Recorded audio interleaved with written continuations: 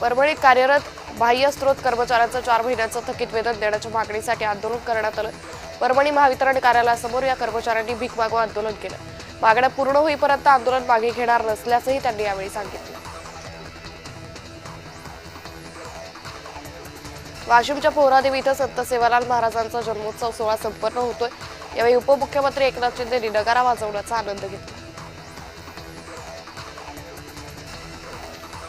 गोंदियाच्या बाई गंगाबाई शासकीय रुग्णालयात दिवसाढवळ्या विजेची उधळपट्टी सुरू आहे। अशा बेजबाबदारपणामुळे वीज बिलाचा अनावश्यक बोजा सरकारी तिजोरीवर पडतोय।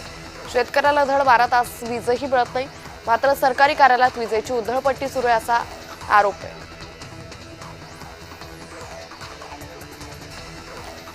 वाशिम जिल्ह्यात पोहरादेवी इथं संत सेवालाल महाराजांचा 287व्या जन्मोत्सव सोहळ्याचा उत्साह आहे।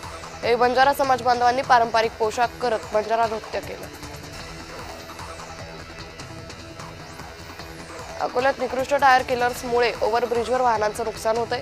चुकीच्या दिशेने वाहन चालवणाऱ्यांना रोखण्यासाठी टायर किलर्स बसवले, मात्र हे टायर किलर्स अवजड वाहनांचा भार सहन करू शकले नाहीत। लोखंडी पत्रा दबल्या गेल्यामुळे अनेक वाहनांचं नुकसान झालं। ऊस उत्पादक शेतकऱ्यांसाठी राज्य सरकारनं महत्त्वाचा निर्णय घेतलाय। साखर कारखान्यांचे वजन काटे हे डिजिटल प्रणालीद्वारे सरकारी यंत्रणेशी जोडण्याच्या सूचना दिल्या।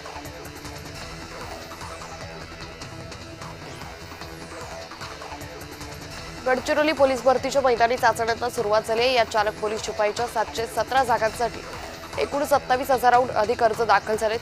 भरती प्रक्रियेदरम्यान अत्याधुनिक तंत्रज्ञानाच्या माध्यमातून पारदर्शक चाचण्या घेतल्या जातात।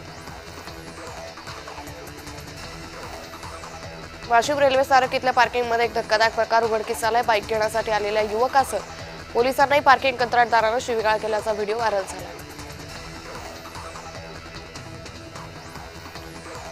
शिर्डीत साईचरणी 59 ग्रॅम वजनाचा सुवर्णहार अर्पण करण्यात आलाय। साईभक्त धनराज मुंडे यांच्याकडून सुवर्णदान करण्यात आलं। साईबाबा संस्थाच्या वतीनं देणगीदार साईभक्ताचा सत्कार करण्यात आला।